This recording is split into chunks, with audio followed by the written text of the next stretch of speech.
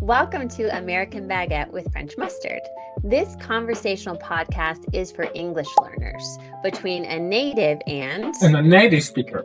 An uncut, unfiltered conversation led by me, an English teacher, and me, an English student from France. Every episode, we'll tackle a wide range of topics and questions. If you want us to discuss a specific topic or question, let us know in the comments, and don't forget to like and subscribe. Do you think someone has to live in an English-speaking country to become fluent in English? I think it helps, actually, but it's not mandatory. Okay.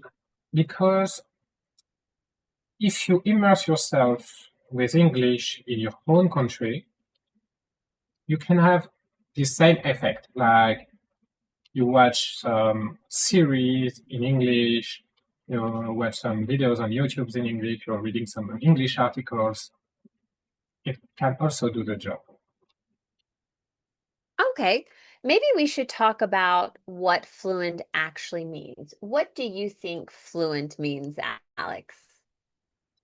I think it means to be understood by other people in your communication. Like, you know, when you're talking, words are clear, and even if you don't know every word in that language, you can be understood.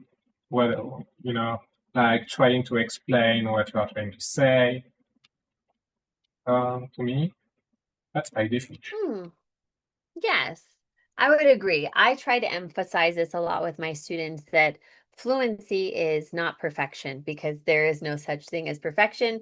Even native speakers make mistakes in their native language, whatever that native language Yeah. is. But for me, fluency is understanding and being understood.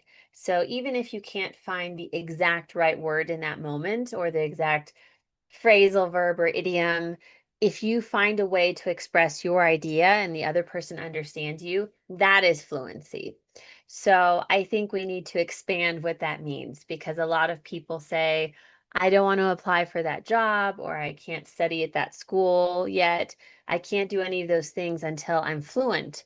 But the question would be, well, what is fluency then? How do you know when you've reached it? So this is the question, does fluency mean speaking perfectly, or never translating in your head? So, a lot of people may think that fluency is not making mistakes anymore, but I definitely disagree. What do you think about that? Do you think fluency means that you're speaking perfectly? When I was younger, it was what I thought exactly. Yeah, I had to speak perfectly. I I don't make mistake. Everything like this, like I have to be perfect, like in my own language, the French. But after I understood that I was wrong, because Mm. I play a lot of video games, so I had to speak to a lot of various people, like European, American, and I've seen that even if I've made a lot of mistakes and I'm still making mistakes, I still do make mistakes. I still make mistakes. Yeah. Mhm. Yeah, okay, I just lost what I wanted to say. Even if I still make mistake, I can still interact. I can still interact with you, and there is no problem. Mhm. And it's also the part of the English learning journey, in a way. And it's kind of normal that people make mistake in another language that they are, because even in my own language, I'm making mistake. Mhm. Exactly. Yeah, sometimes I make mistakes in English and I'm an English teacher. I also think it's a sign of, the more that you know, because I feel I make more mistakes in English now that I also speak Spanish.